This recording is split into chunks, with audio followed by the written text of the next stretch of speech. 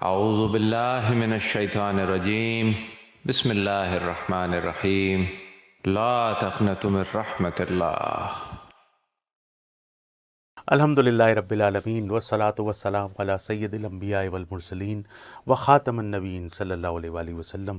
اما بعد فاعوذ باللہ من الشیطان الرجیم بسم اللہ الرحمن الرحیم۔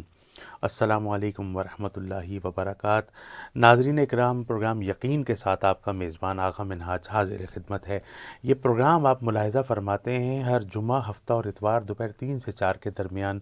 بڑے ذوق سے، بڑے شوق سے، بڑے دل سے، بڑی محبتوں کے ساتھ، اپنی بیگم اور بچوں کے ساتھ، اپنے والدین کے ساتھ، اپنے بہن بھائیوں کے ساتھ اس پروگرام کو نہ صرف یہ کہ آپ دیکھتے ہیں بلکہ اس کو آگے شیئر کرتے ہیں، اور اس میں ہونے والی تمام گفتگو کو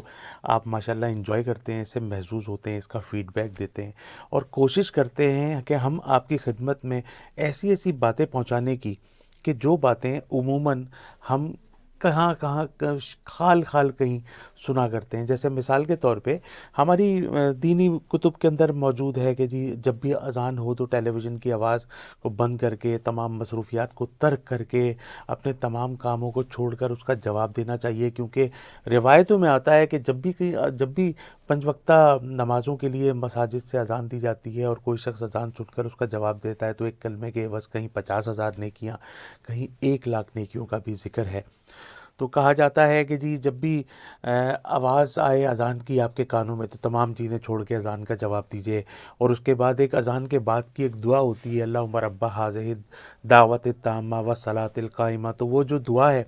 وہ پڑھنے سے اللہ تبارک و تعالیٰ بہت کرم فرماتا ہے، بڑی رحمتیں اور برکتیں نازل ہوتی ہیں۔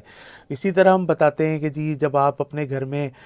نمازوں کا اہتمام کریں تو اس سے پہلے صحیح آپ کا جو وضو ہے، آپ کی جو طہارت ہے، آپ کی پاکیزگی ہے، اس کا خاص اہتمام ہونا چاہیے۔ آپ کا غسل بالکل ٹھیک ہونا چاہیے، آپ کا وضو بالکل ٹھیک ہونا چاہیے۔ جب تک انسان کی بنیاد مضبوط نہیں ہوتی جب تک اس کی عمارت جو ہے وہ مضبوط نہیں ہوتی۔ ایک اچھی عمارت بنانے کے لیے اس کی بنیادوں کو مضبوط کرنا جو ہے وہ بڑا ضروری ہوتا ہے، اور ہمارے دین اسلام کی جو بنیاد ہے اس میں 50 مارکس جو ہیں وہ پاکیزگی کے ہیں، صفائی کے ہیں، کیونکہ صفائی تو آپ جانتے ہیں ناظرین محترم کہ وہ نصف ایمان ہے۔ تو ہم کوشش کرتے ہیں اس پروگرام کے ذریعے کہ جب ہماری بہنیں اپنے گھروں کے اندر کھانا پکائیں تو وضو کر کے پکائیں، درود پاک پڑھتی ہوئی پکائیں، تو اس سے گھر میں رحمت ہوتی ہے، برکت ہوتی ہے، بیماریاں چلی جاتی ہیں، گھر میں شفا ہی شفا ہوتی ہے، رحمتیں ہی رحمتیں ہوتی ہیں، برکتیں ہی برکتیں ہوتی ہیں۔ ہم اس پروگرام کے ذریعے کچھ اس طرح کی باتیں بتانے کی کوشش کرتے ہیں کہ اللہ تبارک و تعالیٰ سے کثرت نہ مانگی جائے، کیونکہ برکت مانگی جائے۔ کثرت میں اس کی تعداد اور کوانٹیٹی تو بہت زیادہ ہوتی ہے، لیکن اس میں جو برکت اور رحمت والے جو کانسیپشنز ہوتے ہیں وہ اس میں بالکل نہیں ہوتے۔ جہاں پر لوگ جو ہے وہ کثرت کا سوال کرتے ہیں تو وہاں پر بیماریاں بھی ہوتی ہیں، گھریلو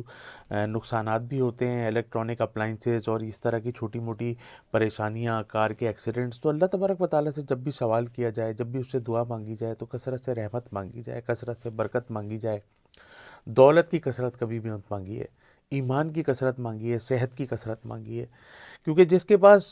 دنیا میں سب سے بڑی دولت اگر کوئی ہے تو وہ ایمان ہے، اور ایمان کے بعد اگر کوئی دولت سب سے بڑی ہے تو وہ صحت ہے۔ اور صحت جو ہے اس کی ہمیں قدر اس وقت تک کرنی ہے جب تک ہمارے پاس کوئی بیماری نہ آ جائے، کیونکہ کہا جاتا ہے کہ بیماری سے پہلے اپنی صحت کی قدر کرنی چاہیے، اسی طرح موت سے پہلے اپنی زندگی کی قدر کرنی چاہیے۔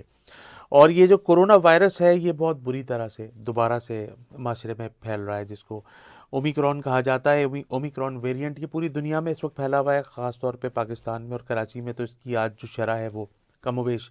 40% سے بھی زیادہ تجاوز کر گئی ہے۔ تو تمام دیکھنے والے، سننے والے، اپنے پروگرام کو پسند کرنے والوں سے التماس کرتا ہوں کہ ایک جو دعا ہے الحمدللہ الذی عافانی مما ابتلاک بہ وفضلنی علی کثیر ممن خلق تفضیلا، اس کو حادثات سے بچنے کا وظیفہ بھی کہتے ہیں۔ اس کو جب آپ انٹرنیٹ پہ سرچ کرتے ہیں الحمدللہ الذی عافانی لکھیں گے تو یہ دعا بڑی خوبصورت ہے جو حضور علیہ الصلوۃ والسلام سے مسنون ہے، اور یہ مسنون دعاؤں میں ایک ہے۔ اس کو پڑھنے والا ہر اس بیماری اور اس پریشانی سے محفوظ رہتا ہے جو پریشانی دوسرے کو لاحق ہو۔ تو اس وقت جو ہمارا معاشرہ اس وقت کورونا وائرس کی لپیٹ میں ہے، یا ڈینگی کی لپیٹ میں تھا ابھی کچھ عرصے پہلے ہمارا خاص طور پہ پنجاب، تو دیکھنے والوں کو، میں سننے والوں کو، پسند کرنے والوں کو کہوں گا کہ یہ دعا کو اپنی زبان پہ چڑھا لیجئے، اس کو یاد کر لیجئے، اس کو رٹ لیجئے، اس کے مفاہیم کو اپنے ذہن کے اندر بٹھا لیجئے، کیونکہ یہ حضور علیہ الصلوۃ والسلام سے منسوب ایک دعا ہے، مسنون دعا ہے۔ الحمدللہ الذی عافانی مما ابتلاک بہ وفضلنی علی کثیر ممن خلق تفضیلا۔ جو پریشان حال کو دیکھ کر یہ دعا آپ پڑھیں گے انشاءاللہ تبارک و تعالی وہ پریشانی آپ کو لاحق نہیں ہوگی۔ حضرت عبد الرحمن فرماتے ہیں رضی اللہ تعالیٰ عنہ، ایک صحابی رسول ہیں، فرماتے ہیں کہ میں حضور اکرم صلی اللہ علیہ وآلہ وسلم کی مجلس میں حاضر تھا کہ آپ جیش اسرا یعنی کہ جنگ اسرا کی تیاری کے لیے، مال کی امداد کے لیے صحابہ اکرام سے اور لوگوں کو جمع کر کر اس کی تیاری کے لیے پریپیئر کر رہے تھے، لوگوں کو ان کو جوش دلا رہے تھے۔ اس کو امداد کا جو سامان ہے، اس جنگ کی امداد کے سامان کے لیے آپ علیہ الصلوۃ والسلام تمام صحابہ کے ساتھ بہت سارے لوگوں کو جمع کر کے آپ اس پہ گفتگو فرما رہے تھے کہ اس میں کتنی ڈونیشن دینی چاہیے، اس کے لیے کتنی چیریٹی دینی چاہیے، اس میں کتنا مال و اسباب کی ضرورت پڑے گی۔ تو اس میں حیا کے جو پیکر ہیں ہمارے تیسرے خلیفہ حضرت عثمان ابن عفان رضی اللہ تعالیٰ عنہ، آپ کھڑے ہوئے اور آپ نے فرمایا یا رسول اللہ، آپ نے حضور اکرم صلی اللہ علیہ وآلہ وسلم کی بارگاہ میں عرض کیا یا رسول اللہ صلی اللہ علیہ وآلہ وسلم، میں اپنی طرف سے 100 اونٹ اور اس کے ساتھ جھولے اور پالان یہ سب میں اپنے ذمہ لیتا ہوں، تو اس کو قبول فرمائیے۔ تو اس کے بعد یہ بات سننے کے بعد جو ہے حضور اکرم صلی اللہ علیہ وآلہ وسلم جو تھے وہ ممبر سے نیچے اترے اور نیچے اترتے ہوئے فرماتے رہے کہ اللہ تبارک و تعالیٰ عثمان پر خصوصی کرم فرمائے۔ پھر اس کی ایک اور جگہ پر تیاری ہو رہی تھی، اسی جنگ اسرا کی، جس کو جیش اسرا بھی کہا جاتا ہے، اس کی ایک اور جگہ تیاری ہو رہی تھی، ایک اور جگہ اس کی پریپریشن ہو رہی تھی۔ حضور علیہ الصلوۃ والسلام تشریف فرماتے، حضرت عبد الرحمن جو ہے رضی اللہ تعالیٰ عنہ وہی اس کو روایت دوبارہ فرماتے ہیں کہ اسی کی پریپریشن کسی اور مجلس میں تھی یا اسی جگہ پہ تھی۔ تو وہاں پر حضرت عثمان ابن عفان رضی اللہ تعالیٰ عنہ، عثمان غنی جن کو کہا جاتا ہے، وہ پھر دوبارہ کھڑے ہوئے اور عرض کی یا رسول اللہ، پہلے کے 100 اونٹ، 100 جھولے اور 100 پالان اپنی جگہ، اب میں اپنی طرف سے 200 اونٹ، 200 جھولے اور 200 پالان جو ہے وہ میں پیش کرتا ہوں اس جنگ اسرا کے لیے، جیش اسرا کے لیے، تو اس کو قبول فرمائیے۔ تو آقا کریم علیہ الصلوۃ والسلام ممبر سے تشریف فرما تھے، تو نیچے اترے اور اترتے ہوئے انہوں نے فرمایا اور فرماتے رہے کہ اب عثمان رضی اللہ تعالیٰ عنہ جو بھی کریں ان کو کوئی نقصان نہیں پہنچا سکتا۔ اب حضرت عثمان جو بھی کریں، جو بھی کہیں، ان کے لیے کوئی پریشانی کی بات نہیں، ان کو کوئی نقصان نہیں پہنچ سکتا۔ ان کی اس عمل کو اللہ تبارک و تعالیٰ نے اپنی بارگاہ اقدس میں قبول و مقبول و منظور فرمایا،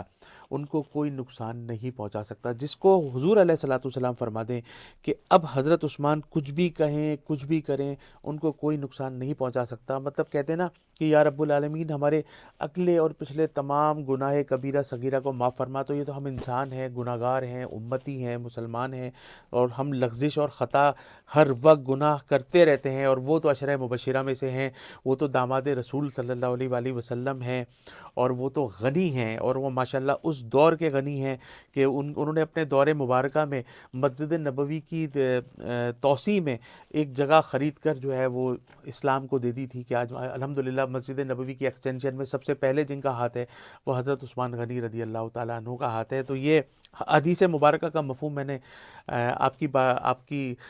گوش گزار کرنے کی کوشش کی کہ ہمیں جو اللہ تبارک و تعالیٰ کی طرف سے مال و متاع جو پیش کیا گیا ہے اس دنیا کے اندر، اس میں ہماری اپنی کوئی بھی کوالٹی نہیں ہے۔ اگر کوئی شخص بہت بڑا غریب ہے تو اس کی اپنی وجہ نہیں ہے، اور کوئی کسی شخص کو اللہ تبارک و تعالیٰ نے بہت زیادہ نوازا ہوا ہے تو اس کی اپنی کوئی کوالٹی نہیں، کیونکہ غریب بھی صبح سے لے کے شام تک اللہ کی بارگاہ میں جھک کے نمازیں پڑھ کے وظائف پڑھ کے یہی دعا کر رہا ہوتا ہے کہ اس کو دنیا اور آخرت کی مال و متاع سے نوازا جائے، اور اس کو اللہ تبارک و تعالیٰ وہی عطا فرماتا ہے کہ جو اس کی نصیب میں لکھا ہوا ہوتا ہے۔ لیکن اگر آپ کو اللہ تبارک و تعالیٰ نے بہت زیادہ مال و متاع عطا فرمایا ہے تو آپ اللہ تعالیٰ کو مقروض کر دیجئے، اس کے ساتھ کاروبار کر لیجئے، اس کے ساتھ تجارت کر لیجئے، اس کو وہ کہتا ہے مجھے دے کے مجھے مقروض کر دو، کیونکہ آپ جب اللہ تبارک و تعالیٰ کو دے کے اس کو مقروض کرتے ہیں تو آپ یقین کیجئے میرے پروردگار کو مقروض ہونا بالکل پسند نہیں، کیونکہ ہمارے اسلام میں تو مقروض کی تو نماز جنابی سرکار علیہ السلام نے پڑھانے سے انکار فرما دیا تھا، بعد میں پڑھا لی تھی بہرحال۔ تو میرا کہنے کا مقصد یہ ہے کہ اگر آپ کے پاس اللہ کا دیا ہوا مال ہے تو اس کو، اللہ کے دیے ہوئے مال کو اللہ کی مخلوق پہ، اللہ کے کاموں پہ خرچ کریں، اپنے والدین کے ایصال ثواب کے لیے کنویں کھدوائیں، مسجدیں بنوائیں، اور ایصال ثواب کی بہت ساری کاوش کریں۔ یہ سب کچھ اگر آج ہم اپنی دنیا میں کریں گے تو اب یقین کیجئے اس 4 روزہ زندگی سے جب ہم اس دنیا سے چلے جائیں گے تو ہماری اولاد بھی اور ہمارے لیے انشاءاللہ یہی سب کچھ کرے گی۔ حضرت مولانا روم رحمۃ اللہ علیہ فرماتے ہیں کہ لومڑی کی مثال جو ہے وہ ایک بزدل جیسی ہے. جب بھی آپ کسی بزدل کی مثال دیں گے تو اس میں لومڑی سر فہرست ہوگی، لیکن اگر لومڑی کے اوپر شیر کا ہاتھ ہو اور شیر اگر لومڑی کو یہ کہہ دے کہ فکر مت کرو میں تمہارے ساتھ ہوں، تو وہ پھر چیتوں کے ریوڑ سے بھی نہیں گھبراتی. چیتوں کا ریوڑ بھی کسی جگہ سے گزر رہا ہوگا نا تو وہ لومڑی بہت جو کمزور کہلاتی ہے، بڑی بزدل واقع ہوئی ہے. مولانا روم فرماتے ہیں کہ اگر اس کو شیر یہ کہہ دے کہ تمہیں گھبرانے کی ضرورت نہیں ہے، میں تمہارے ساتھ ہوں، تو وہ چیتوں کے ریوڑ سے نہیں گھبراتی. یہی ایک مثال جو ہے وہ اہل اللہ کے اوپر آتی ہے. جو بزرگان دین ہوتے ہیں، جو اللہ تبارک و تعالیٰ کے بڑے برگزیدہ بندے ہوتے ہیں، جو اللہ تبارک و تعالیٰ کے لاڈلے ہوتے ہیں نا، جن کے بارے میں قرآن پاک میں کہا گیا ہے کہ نہ ان کو کوئی خوف ہے نہ ان کو کوئی حزن ہے،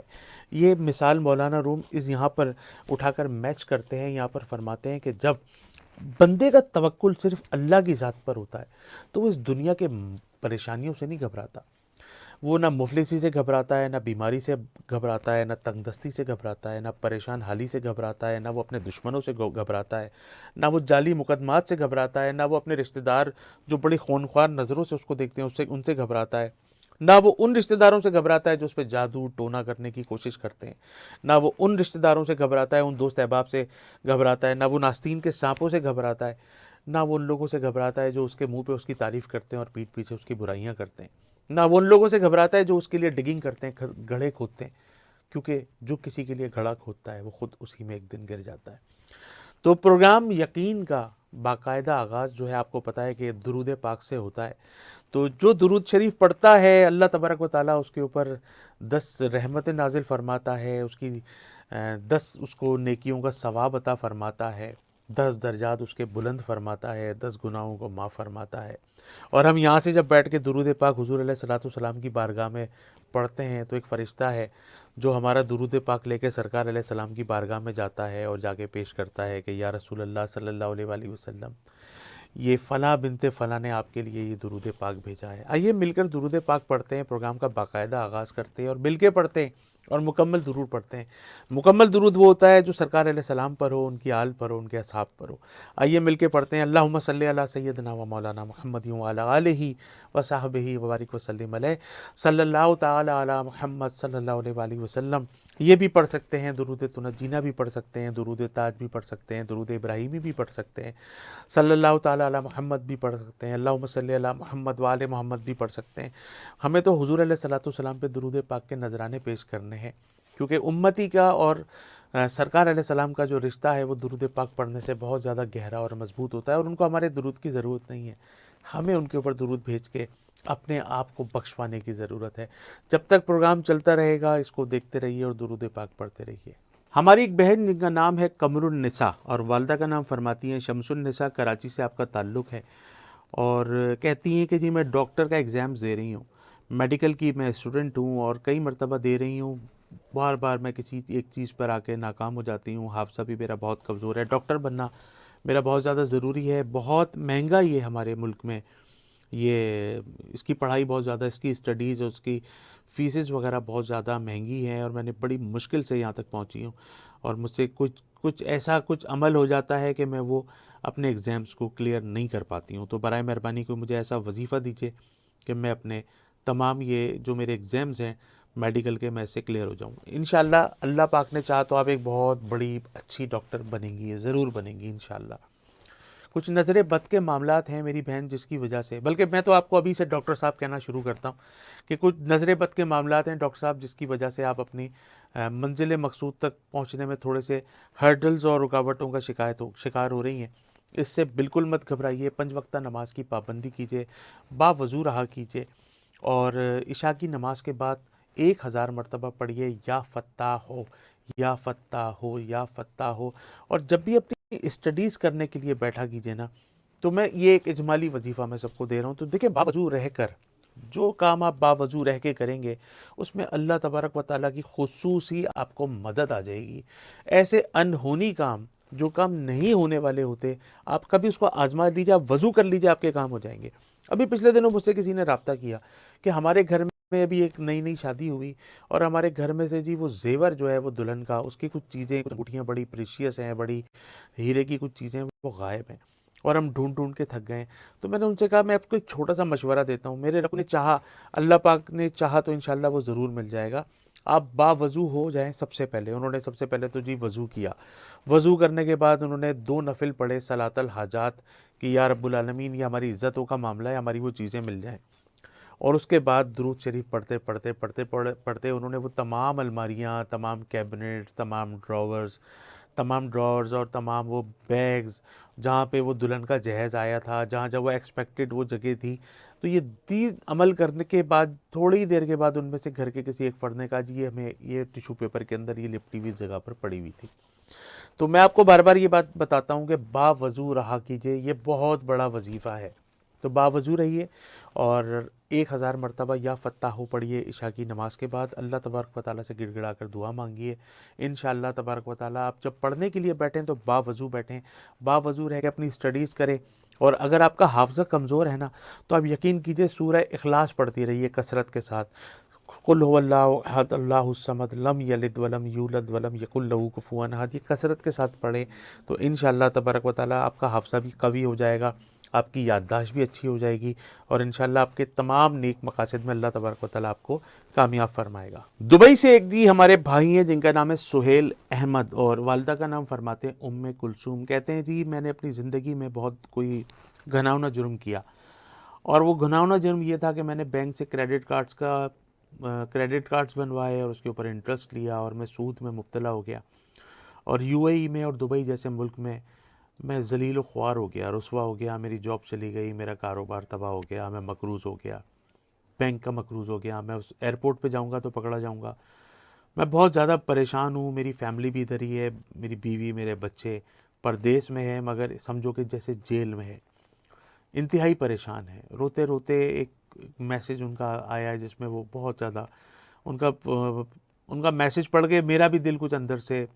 عجیب سا ہی ہو گیا ہے کہ ایک شخص جو ایک اپنے ملک کو چھوڑ کر، اپنے والدین کو چھوڑ کر، بہن بھائیوں کو چھوڑ کر، دوست احباب کو چھوڑ کر، گلی محلوں کو چھوڑ کر، پوری ننیال، پوری ددیال، پوری سسرال چھوڑ کر، اپنی مٹی چھوڑ کر پردیس جاتا ہے، کائے کے لیے؟ بننے کے لیے، مال کمانے کے لیے، دنیاوی مال کمانے کے لیے، تاکہ وہ دوبارہ اپنے وطن میں آئے، اپنا ایک گھر بنائے، اپنے بچوں کو اسٹیبلش کرے، خود کو اسٹیبلش کرے، اور جب وہاں جا کر وہ بے سر و سامان ہو جائے تو یہ بات اسی جگہ پر آتی ہے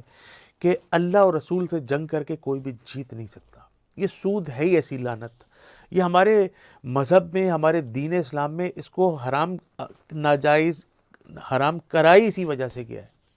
کہ یہ کبھی اللہ اور اس کے رسول سے، آپ اللہ سے جنگ کریں گے تو رسول سے بھی جنگ ہو جائے گی، آپ اللہ اور اس کے رسول سے جنگ کریں گے تو اہل بیت سے بھی ہو جائے گی، آپ اللہ رسول اہل بیت سے کریں گے تو صحابہ سے بھی ہو جائے گی۔ اللہ سے جب آپ کی جنگ ہوگی تو پوری کیبنٹ سے جنگ ہوگی۔ تو جو اللہ رسول سے جنگ کرے گا وہ کبھی بھی جیت نہیں سکے گا۔ سب سے پہلے تو 5 وقتہ نماز کی پابندی کیجئے، باوضو رہیے، با طہارت رہیے، اور توبہ کیجئے، اللہ تبارک و تعالیٰ سے گڑ گڑا کر معافی مانگیے۔ اللہ تبارک و تعالیٰ آپ کی نکلے ہوئے آنکھ سے جو مکھی کے سر کے برابر جو آنسو ہیں نا، آپ یقین کیجئے گا کہ وہ اس کے لیے وہ بھی بہت ہے۔ آپ کے زندگی بھر کے گناہوں کی آگ کو ٹھنڈا کرنے کے لیے آپ کی آنکھوں سے نکلے ہوئے مکھی کے سر کے برابر ایک آنسو ہے نا، وہ ساری آگ کو ٹھنڈی کر دیتا ہے، کیونکہ پروردگار فرماتا ہے نا کہ میری جو رحمت ہے میرے غضب کے اوپر بھاری ہے۔ تو انشاءاللہ ایک تو صلاۃ التوبہ پڑھیے کثرت سے، صلاۃ الحاجات پڑھیے، اللہ تبارک و تعالیٰ سے گڑ گڑا کر دعا کیجیے۔ بہت اچھا وظیفہ دے رہا ہوں، انشاءاللہ اس سے راستہ نکل جائے گا۔ تہجد میں اٹھیے، 2 نفل تہجد کے پڑھیے، اور اس کے بعد 1000 مرتبہ پڑھیے یا فتح ہو یا رزاق ہو یا وہاب ہو، یا فتح ہو یا رزاق ہو یا وہاب ہو، یا فتح ہو یا رزاق ہو یا وہاب ہو، یہ پڑھیے 1000 مرتبہ۔ اس کے بعد فجر پڑھیے، اور فجر پڑھنے کے بعد 1000 مرتبہ پڑھیے لا الہ الا انت سبحانک انی کنت من الظالمین۔ یہ حضرت یونس علیہ السلام کی دعا ہے جو ہمارے قرآن پاک میں موجود ہے، اور اس کو دعائے یونس بھی کہا جاتا ہے، اور اس کو آیت کریمہ بھی کہا جاتا ہے۔ یہ آیت کریمہ حضرت یونس علیہ السلام نے مچھلی کے پیٹ میں پڑھی تھی، اور اللہ تبارک و تعالیٰ نے ان کو عطا فرمائی تھی، انہوں نے ان کو پڑھنے کے لیے فرمایا تھا۔ حضرت یونس علیہ السلام کے دل میں یہ خیال آیا اور انہوں نے یہ دعا پڑھی، لا الہ الا انت سبحانک انی کنت من الظالمین، اور اللہ تبارک و تعالیٰ نے ان کو اس مچھلی کے پیٹ سے اور اس جگہ سے جو ایک بند جگہ تھی، دنیا کی سب سے خطرناک، غلیظ، گندی جگہ جو ایک مچھلی کا پیٹ تھا، اللہ تبارک و تعالیٰ نے ان کو آزادی عطا فرمائی۔ تو یہ تو ایک نبی کا اور اللہ کا معاملہ تھا، ہم تو بڑے گناہ گار قسم کے امتی ہیں، ہم تو ہیں ہی خطاؤں کے پتلے، ہم تو ہیں ہی گناہ گار۔ تو وہ تو نبی تھے، ہم تو امتیوں میں سے ہیں، گناہ گار امتیوں میں سے۔ تو آپ یقین کیجئے اللہ تبارک و تعالیٰ سے یہ 2 وظیفے پڑھ کے گڑ گڑا کے دعا مانگیے، 40 دن کے اندر انشاءاللہ خود فون کر کے آپ بتائیں گے کہ بہت سارے معاملات میں اللہ تبارک و تعالیٰ نے آسانی فرما دی الحمدللہ۔ کویت سے ہماری ایک بہن جن کا نام ہے زویا کریم اور والدہ کا نام فرماتی ہیں شمیم اختر، اور کہتی ہیں کہ آغا صاحب رشتے کا استخارہ کرنے کا طریقہ بتا دیں، کیونکہ جب رشتے آتے ہیں تو ہم کنفیوز ہو جاتے ہیں کہ رشتوں کا استخارہ کیسے کریں۔ ہم نے بہت سے لوگوں سے استخارے کروائے بھی، تو کہیں سے کسی کے لیے ہاں آتا ہے تو کہیں دوسری جگہ سے اس کے لیے نہ آ جاتا ہے، تو ہمیں سمجھ نہیں آتا اس کنفیوژن سے کیسے باہر نکلیں۔ میں اس پروگرام میں کئی دفعہ اس بارے میں بات کر چکا ہوں، لیکن اب میں دوبارہ کیے دیتا ہوں، کیونکہ ایک تو رشتوں کا ویسے بھی کال ہے، اور کہیں کوئی اچھا رشتہ آ جاتا ہے تو ہم لوگ کنفیوز ہو جاتے ہیں۔ اول تو استخارہ خود فرمائیے، کوشش کیجئے کہ استخارہ خود کیجئے۔ استخارہ کرنے کا طریقہ یہ ہے کہ اس کی تو پہلے تو حدیث مبارکہ کا مفہوم آپ کو بتا دوں کہ جب بھی رشتہ کرو، یعنی کہ کوئی بھی نسبت کرو استخارہ کرو، کبھی کوئی سفر کرو تو استخارہ کرو، کبھی کوئی معاملہ کرو، لین دین کرو، بزنس کرو، کاروبار کرو، تجارت کرو، جاب کرو تو استخارہ کرو۔ اب استخارے کا طریقہ یہ ہے کہ ہمارے ہاں ایک 4 لائن کی دعا ہے جو اللہم انی استخیرک سے شروع ہوتی ہے۔ 3-4 لائن کی ایک چھوٹی سی دعا ہے، بڑے آسان الفاظ میں وہ دعا ہے۔ تو آپ وہ دعا انٹرنیٹ سے ڈاؤن لوڈ کر لیجئے، جس کی سٹارٹنگ یہ ہوگی اللہم انی استخیرک، تو اس کو آپ ڈاؤن لوڈ کر لیجئے، اور عشاء کی نماز کے بعد 2 نفل برائے استخارہ پڑھ کے یہ 4 لائن کی دعا پڑھیے، اور اللہ کے اوپر توکل اور اس پہ بھروسہ کر کے اس پہ چھوڑ دیجئے کہ اگر یہ میرے حق میں بہتر ہے تو مجھے مل جائے، اگر یہ میرے حق میں بہتر نہیں ہے تو مجھ سے چھن جائے، مجھے فزیکلی مینٹلی ہر طرح سے مجھ سے دور ہو جائے۔ اب آپ کے پاس 4 رشتے ہیں، 5 رشتے ہیں، 2 رشتے ہیں، نو کنفیوژن، آپ صرف دعا استخارہ پڑھیں، 2 نفل استخارے کے پڑھیں، دعا استخارہ پڑھیں، اور دعا استخارہ پڑھ کے آپ سو جائیں۔ آپ انشاءاللہ 11 دن میں خود رزلٹ دیکھیں گے۔ جو چیز آپ کے حق میں بہتر ہوگی وہ آپ کے قریب آ جائے گی، جو چیز آپ کے حق میں بہتر نہیں ہوگی وہ آپ سے خود ہی دور چلی جائے گی، اور انشاءاللہ پھر جو حق میں بہتر ہوگا وہ سامنے آ جائے تو پھر بسم اللہ کر کے شادی کر لیجیے گا، تو انشاءاللہ یہ مسئلہ حل ہو جائے گا۔ سورہ رحمان کی تلاوت عشاء کی نماز کے بعد لازمی کیجیے۔ سورہ رحمان جس کو زینت قرآن بھی کہا جاتا ہے، اس کی تلاوت ضرور کیجیے، انشاءاللہ اس سے آپ کو بہت زیادہ نتائج اچھے ملیں گے، فروٹفل رزلٹس ملیں گے۔ ڈیلس سے USA سے ہمارے پاس فیصل بھائی ہیں، والدہ کا نام نگہت بانو ہے، کہتے ہیں کہ جی مجھے بزنس میں برابر نقصان پہ نقصان ہوتا چلا جا رہا ہے، مجھے کچھ سمجھ نہیں آ رہا کہ پہلے میرے 3 اسٹورز تھے، اب میرے پاس ٹوٹل 1 اسٹور ہے، اور اس سے بھی میرے گھر کا گزارا مشکل ہے، آس پاس کے تمام لوگ ترقیاں کر رہے ہیں اور میں جو ہوں پچھلے 3-4 سال سے تنزلی کی طرف ہوں، تو مجھے بتائیے میرے ساتھ کیا پرابلم ہے۔ دیکھیں جی، نظر بد ہے اور نظر بد لگ جانا ایک عام سی بات ہے، اس میں کوئی گھبرانے کی کوئی پریشانی کی بات نہیں ہے، تھوڑی سی اویئرنیس کی ضرورت ہوتی ہے۔ اگر ہم 5 گانہ نماز کی پابندی باقاعدگی سے کریں، ہر نماز کے بعد سورہ فاتحہ، آیت الکرسی چاروں کل پڑھ کے اپنے اوپر دم کریں، اسی کی تربیت اپنی بیوی کو دیں، اسی کی تربیت اپنے بچے کو دیں، تمام گھر کے بچے، بیگم، والدین اگر ساتھ رہتے ہیں وہ، تمام بہن بھائی ہر نماز کے بعد اول و آخر درود پاک کے ساتھ سورہ فاتحہ پڑھیں، آیت الکرسی پڑھیں، چاروں کل پڑھیں، سورہ کافرون، سورہ اخلاص، سورہ فلق، سورہ ناس، اول و آخر درود پاک پڑھ کے اللہ تبارک و تعالیٰ سے دعا کریں۔ یہی عمل رات کو سوتے ہوئے کریں کہ جب رات کو سونے کے لیے جائیں تو سورہ فاتحہ، آیت الکرسی چاروں کو اول و آخر درود پاک پڑھ کے دونوں ہتھیلیوں پہ دم کریں، پورے جسم کے اوپر ہاتھ پھیر دیں، تو انشاءاللہ تبارک و تعالیٰ یہ نظر بد کے معاملات دور ہو جاتے ہیں اور یہ مسئلے حل ہو جاتے ہیں۔ اب میں آپ کو وظیفہ بتاتا ہوں، یا مسبب الاسباب، بہت اچھا وظیفہ ہے، 1000 مرتبہ پڑھتے ہیں رات کو عشاء کی نماز کے بعد، ننگے سر پڑھیں، اس کو کھلے آسمان کے نیچے پڑھیں، گھر میں چھت کی فیسلٹی نہ ہو تو گیلری میں پڑھ لیں، وہ بھی نہ ہو تو اپنے گھر میں پڑھ سکتے ہیں، ننگا سر ہونا ضروری ہے۔ عشاء کی نماز کے بعد سر سے ٹوپی کو اتار لیجیے اور 1000 مرتبہ یا مسبب الاسباب، یا مسبب الاسباب، یا مسبب الاسباب پڑھ کے اللہ تبارک و تعالیٰ سے گڑ گڑا کر دعا کیجیے، انشاءاللہ کاروبار آپ کا دوبارہ سے پہلے سے زیادہ اچھا ہو جائے گا۔ اپنے بے زبان آغا منہاج کو، یقین کی پوری ٹیم کو، ٹیلنٹ نیوز سے اجازت دیجیے۔ بہت خوبصورت پروگرام آپ دیکھتے ہیں ہر جمعہ، ہفتہ اور اتوار دوپہر 3 سے 4 کے درمیان، اس پروگرام کو پسند کرتے ہیں، اس کا ہمیں فیڈ بیک دیتے ہیں، اور خدا کا واسطہ حدیث مبارکہ کے مفہوم کے مطابق ایسی جگہ پر مت جاؤ جہاں پر وبا ہو، اور تم جس جگہ پر ہو جہاں پر وبا ہو تو اس جگہ سے باہر مت نکلو۔ یہ حدیث مبارکہ کا مفہوم ہے۔ آج کل پوری دنیا میں ایک وبا ہے جس کو ہمارے یہاں کورونا وائرس کہتے ہیں، اس کی لہریں آتی جاتی ہیں اور ہمیں بہت ڈسٹرب کرتی ہیں، تو ماسک کا استعمال لازمی کیجیے، ہینڈ سینیٹائزر کا استعمال کیجیے، اور سوشل ڈسٹینسنگ کو مینٹین کیجیے، 6 فٹ کا فاصلہ رکھیے، لوگوں سے ہاتھ نہ ملائیے، ان سے گلے نہ ملیے۔ یہ چیزیں، یہ محبت دور کی رکھیے، آپ کی بڑی مہربانی ہوگی، کیونکہ دیکھیں ہمیں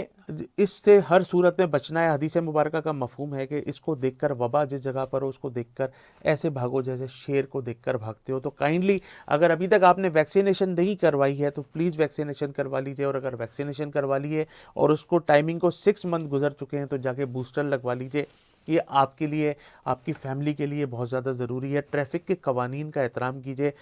جہاں پر سگنل ہو وہاں پہ رک جایا کیجیے۔ سمجھ لیجئے کہ یہ 2 گھنٹے کے بعد جب ہم لوگ دبئی چلے جاتے ہیں تو وہاں بھی تو قوانین کا احترام کرتے ہی ہیں۔ تو ہمارے ملک جو ہے، یہ ہماری مٹی، یہ ہماری ماں ہے، یہاں پہ قوانین کا احترام کرنا دبئی سے زیادہ ضروری ہے۔ اپنے میزبان کو، ہماری پوری ٹیم کو اجازت دیجیے، ہمیں خاص دعاؤں میں یاد رکھیے گا۔ السلام علیکم ورحمۃ اللہ وبرکاتہ۔ اعوذ باللہ من الشیطان الرجیم، بسم اللہ الرحمن الرحیم، لا تقنطوا من رحمت اللہ۔